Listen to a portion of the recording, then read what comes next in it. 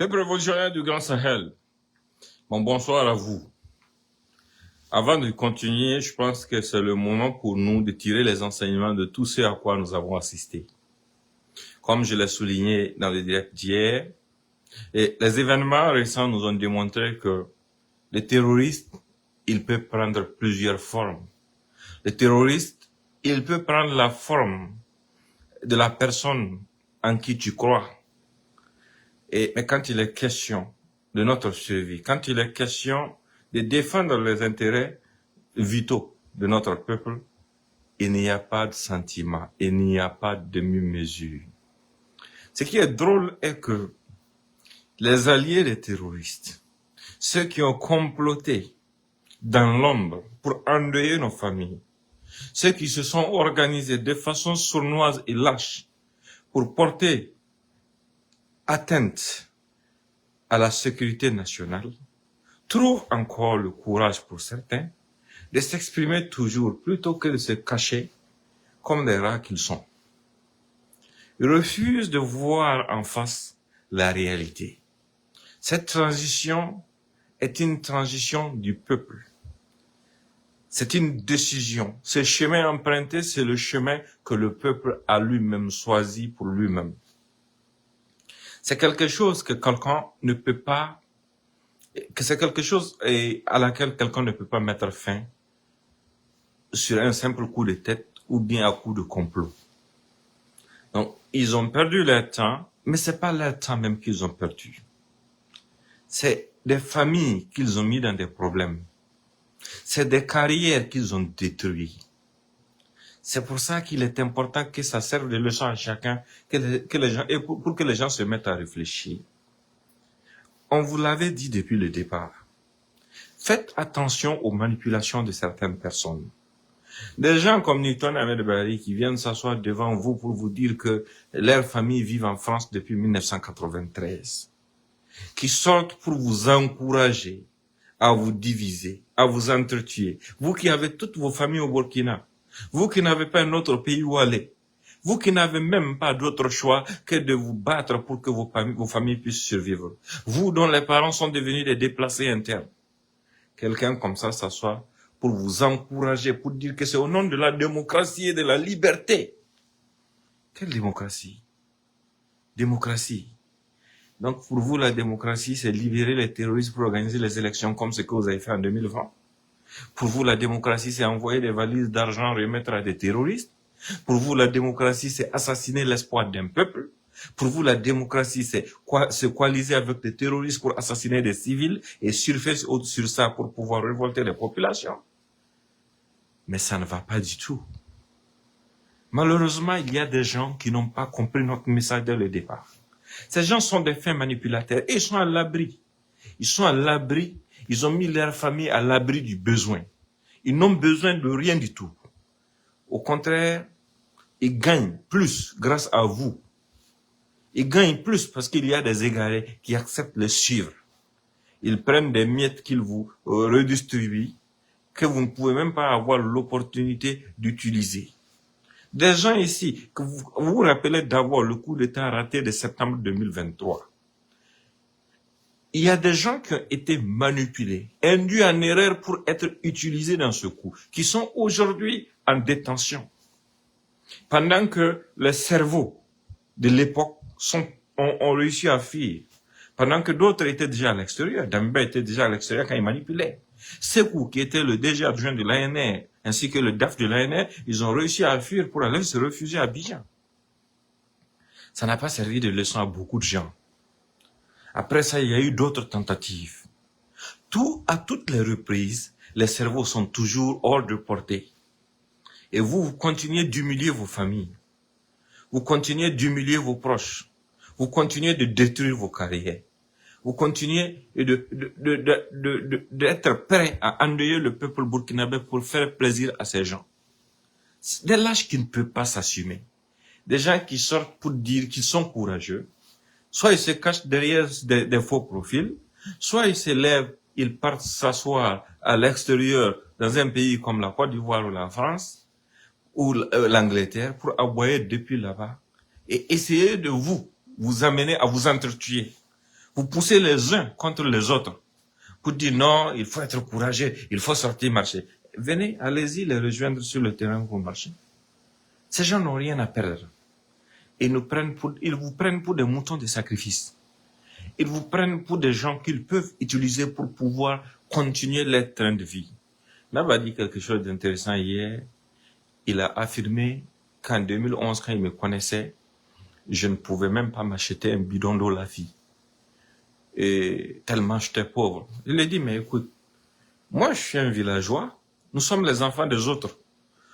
Ceux de qui vous n'avez pas tenu compte dans vos équations là. Nous, on buvait l'eau des marigots. Pouvoir acheter un bidon d'eau la fille, c'est pas quelque chose d'extraordinaire. C'est pas un signe de patriotisme. Et ça n'a rien à voir avec notre sujet. Et je voulais pas rentrer dans les détails avec lui, mais si lui-même il le sait très bien. Il sait que quand il travaillait au journal L'événement, c'était pas lui mon collègue, hein. Non. C'était son patron, Germain Bitou Namala, qui était mon collègue. Parce que depuis 2010, j'avais mon journal à moi, dont j'étais le directeur de publication. Sahel Info. Je faisais paraître mon journal 2 fois par mois. Il sait ce que ça vaut. Il sait du moins ce que ça valait à l'époque. De pouvoir imprimer ça, d'entretenir des journalistes et autres. J'en entretenais beaucoup qui travaillaient pour mon organe de presse à moi. Mais ça, c'est des détails, on rentre pas dedans. S'il dit que je ne pouvais pas acheter un bidon d'eau la fille à l'époque, ça, c'est pas grave. Parce que le sujet là, c'est pas moi. Ils veulent vous divertir. Ils veulent vous détourner du vrai problème. Ils veulent vous détourner de la vraie question. La question, c'est quoi? C'est quoi les responsabilités dans ce terrorisme? C'est quoi leur lien avec les terroristes? Pourquoi ils détestent le président Traoré à ce point? Et comment ils font pour pouvoir manipuler des gens qui ont des familles, qui ont des villages, qui ont des proches, qui vivent dans ce pays, pour que ces gens acceptent se mettre à leur service? Vous savez, ceux qui se considéraient comme l'élite, qui disaient fièrement dans les universités, devant les étudiants, que vous n'êtes pas les futurs dirigeants de ce pays, parce que les futurs dirigeants de ce pays sont dans de grandes universités à l'extérieur en train d'étudier, c'est-à-dire leurs enfants. Ils ont tous été pris de court avec l'arrivée de ces jeunes au pouvoir. Des jeunes qui ne sont pas issus de l'élite, qui ne sont pas issus de la classe de ces dirigeants, de la classe des voleurs. Des gens qui sont issus de familles modestes sont arrivés à la tête du pays et ils osent prendre des décisions courageuses parce que leurs parents ainsi qu'eux-mêmes n'ont pas de maison à Paris. Ils n'ont pas de compte en Suisse. Il n'y a aucun moyen de pression possible sur eux. Ce sont ces gens d'hommes qui peuvent nous libérer.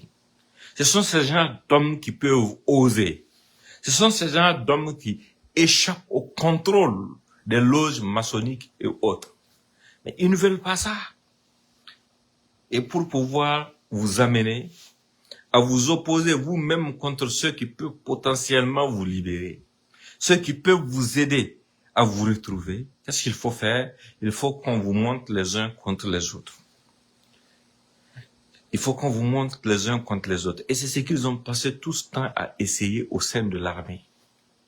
Nous sommes face à un problème terroriste.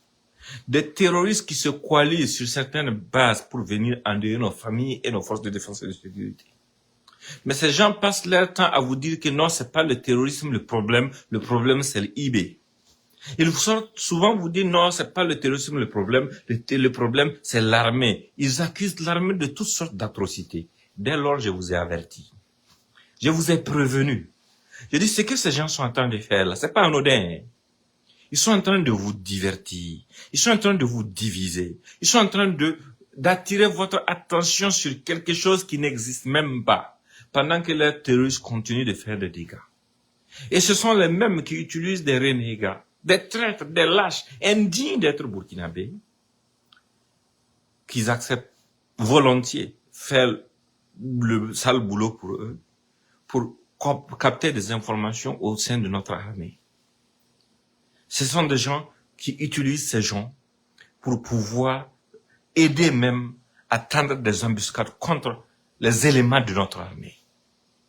Et quand ces situations arrivent et que nous qui avons certaines informations, On veut attirer votre attention sur ça. On veut attirer l'attention des uns et des autres sur la nécessité vraiment de comprendre les enjeux, de comprendre la supercherie, de comprendre la manipulation de ces gens. Ce sont ces gens même qui vont se lever encore, usant d'autres types de superstiges pour dire non. Vous savez, c'est pas ça le sujet. Le sujet, c'est tel massacre. Le sujet, c'est tel massacre. Mais le massacre, c'est vous qui l'avez causé. Vous vous levez, vous vous coalisez, vous vous dites non, il faut que vous partiez faire un massacre dans une localité pour pouvoir révolter les gens. Et vous placez des gens qui sont prêts pour communiquer. Et dès que vous finissez de perpétuer le massacre, en collaboration parfois avec des traîtres comme les Kinda et autres, des gens même qui parfois étaient dans l'armée, qui étaient respectés dans l'armée, des gens comme Zungrana, lui c'est quelqu'un qui a déshonoré la gendarmerie nationale. Mais bon, il a déshonoré sa personne. La gendarmerie est un corps d'honneur qui ne peut pas déshonorer. Il a déshonoré sa personne. Et il s'appuie sur ce genre de personnes pour pouvoir organiser des coups durs contre notre patrie. Et j'utilise des relais parallèles comme les Pierre Nikele, Kikideni et autres qui sont à Abidjan pour pouvoir faire la communication. Et quand nous on sort pour vous expliquer, vous dites non. Et là c'est pour leur ventre, c'est pour leurs 5 doigts qui sont en train de parler, machin. Mais écoutez, ce sont eux qui parlent ce sont eux qui combattent pour leurs 5 doigts. Parce que nous avons vu clairement comment est-ce que ces gens fonctionnent. Nous l'avons vu de nos propres yeux. Dans l'attaque de Bamako, il y a eu combien de milliards qui ont circulé pour ces terroristes. Dans l'attaque qui était coordonnée, le terroriste même qui devrait accompagner Kindala, lui seul, là, il a reçu 10 millions, puis 80 millions. Ça fait 90 millions. Lui qui devrait aller juste indiquer, montrer là où se trouvaient les armes. Malgré ça, ça ne met pas certaines personnes. Ils tentent de surfer sur d'autres considérations. Ils oublient l'essentiel. L'essentiel qui est que Kinda a été arrêté avec des terroristes pendant qu'il se préparait pour organiser des attaques d'envergure. Le gouvernement n'est pas encore entré dans des détails. Il y a des éléments qui sont là qui ne sont pas encore sortis. Ce qui est sorti actuellement, c'est juste un bip pour dire aux gens, voilà une partie des éléments. Et certaines personnes essaient de vous divertir en vous disant, non, intéressez-vous au fond des camps. Nous, on a fini avec ce que vous préparez là. La première des choses qu'ils allaient regarder dans une vidéo pareille, c'est d'utiliser l'espace autour de la personne pour essayer de deviner où est-ce que la personne était détenue. C'est pour ça, quand on fait des vidéos dans ce genre de cas de figure, il faut toujours prendre des précautions pour que l'ennemi ne puisse pas savoir où est-ce que la personne est détenue. Parce que cette affaire-là, c'est une affaire très complexe. Ça va avaler beaucoup de personnes. Beaucoup de gens seront engloutis dans cette affaire. Beaucoup de gens dans l'obscurité étaient au courant de ce complot, ont accepté s'associer à ce complot. Mais ils ont pensé que ça n'allait jamais être su. Mais ça a été su. Moi, je vais pas rentrer dans les détails comme je vous l'ai dit, c'est pas mon rôle. Mais même tout ce qui s'est passé depuis le début, depuis leur arrivée au niveau du Bénin, la ville dont ils citent le nom là, elle est répartie dans les discours du président du Faso, là où il parle du Bénin et de la Côte d'Ivoire. Et après avoir écouté le discours du président du Faso, là où il parlait du Bénin et de la Côte d'Ivoire, repartez maintenant écouter les aveux du commandant Kinda. Vous allez comprendre que la ville là où il était, d'où il est parti pour pouvoir venir au Niger là, c'est une ville que le président avait mentionnée. Là où les forces françaises étaient stationnées pour nous détruire. Nos services de renseignement savaient combien de temps il avait fait là-bas. Nos services de renseignement savaient qui il avait amené là-bas. Nos services de renseignement savaient quand est-ce qu'il allait quitter là-bas. Avec qui il allait quitter là-bas. Et celui même qui est allé le récupérer, c'est quelqu'un qui était parmi ceux qui ont dirigé l'attaque de Barça-Logo. C'est après les attaques là qui se sont organisées tout, et lui il a laissé les autres, il est parti là-bas. Maintenant, les mêmes personnes vont venir essayer de vous égarer, de vous dire non, il y a ci, il y a ça, mais ils ne connaissent rien de la situation. Ils sont perdus, ils sont bleus. La preuve en est que Kinda a été arrêté depuis le 30 août. Mais tous ces gueulards qui vous disent qu'ils veulent vous dire la vérité, qu'ils veulent vous dire les secrets du gouvernement, ils veulent vous dire ce qui se passe dans l'ombre au niveau de l'ANR et autres. Mais ces gens-là, ils étaient où? Pourquoi aucun d'entre eux n'a pas su que Kinda avait été pris? Pourquoi ils n'ont pas dévoilé que Kinda était pris? Pourquoi? Parce que leur patron là continue à échanger avec Kinda pendant que Kinda était dans les mains de Yahweh. Ils n'ont rien compris dans ce jeu. Ils n'ont rien compris, mais ils sont en retard. Pendant que d'autres s'asseyent en Angleterre pour appeler d'autres en Centrafrique, pour leur dire que non, on m'a appelé ancien, j'étais au courant, mais je leur avais dit de patienter, c'était pas le moment. Tout ça là, c'était dans les mains du commandant Yahweh. En fait, ce sont des gens qui pensent qu'ils sont arrivés. Et je vous l'ai dit hier dans un écrit, le président Traoré est patient. Moi, personnellement, je connais des cas de figure dans lesquels des gens ont été impliqués dans des complots à minima parce qu'ils ont assisté à des réunions de déstabilisateurs. Mais le président a fait le choix de dire de les laisser parce qu'ils ne sont pas allés plus loin. Moi, je connais des situations dans lesquelles le président a des preuves matérielles, de communication et autres sur des acteurs qui veulent le déstabiliser. Il dit, laissez-les, il faut essayer de faire comprendre aux uns aux autres que nous n'avons pas assez d'énergie comment dirais-je, pour pouvoir nous affronter les uns et les autres. Actuellement, la priorité, c'est la lutte contre le terrorisme. Moi, je connais des cas comme ça. Je connais des cas dans lesquels des gens ont envisagé des choses contre le président, qu'il l'a appris et qu'il a décidé d'interdire à quiconque de les toucher. Parce qu'il dit que c'est pas important.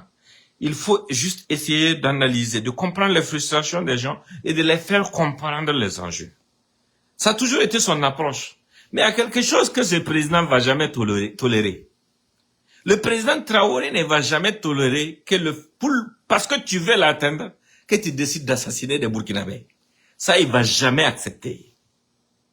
Quand tu rentres dans ça, tu es foutu.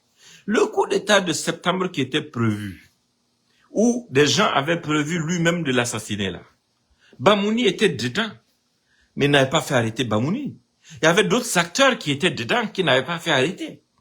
Parce qu'il a estimé que leur engagement n'était pas significatif. Et au-delà de tout ça, ces gens-là n'étaient pas allés trop loin parce que tout ce qu'ils voulaient, c'était lui porter atteinte à sa vie, mais pas porter atteinte à la vie des Burkinabés. Mais quand Bamouni est revenu du Niger et qu'il est rentré dans son complot avec d'autres acteurs, maintenant visant à créer à tendre des embuscades, à créer l'insécurité dans les villes hautes, le président n'a pas eu de sentiment. Il l'a fait prendre. Immédiatement. Parce que c'est ce que ce président ne tolère pas. C'est pas pour sa propre sécurité qu'il est en train de mettre ses voyous au Newfin.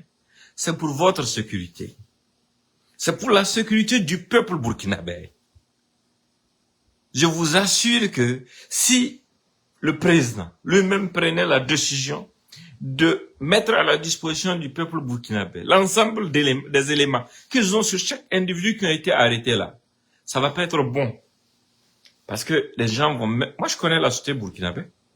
Les gens vont aller au niveau de ce domicile de ces gens. Mais c'est ce que nous voulons éviter. Parce que toutes les familles ne sont pas forcément complices des actes de leurs proches. Et quand vous voyez même souvent on interpelle les gens dans certaines familles, c'est pour des investigations, c'est sur la base d'informations.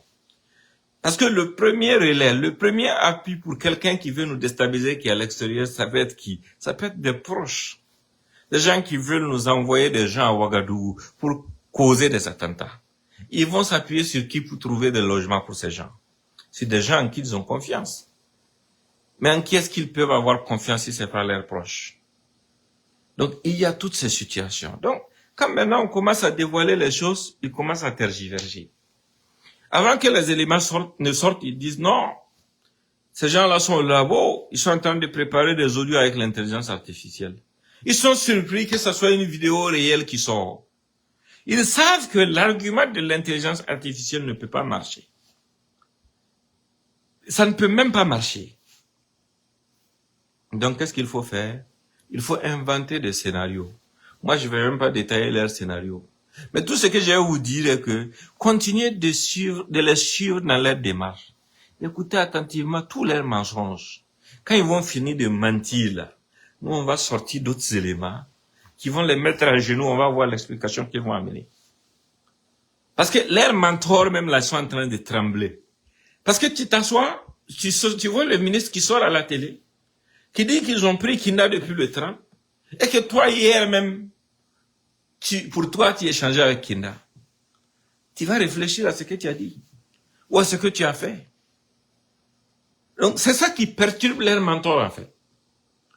Il y a des gens, comme les idiots du groupe, comme les Newton et autres, qui ne peuvent pas s'empêcher de s'exciter, qui ne peuvent pas s'empêcher de parler. Parce que ce sont des gens, ils sont nés dans ça. Ils ne connaissent pas la honte. Aucune honte.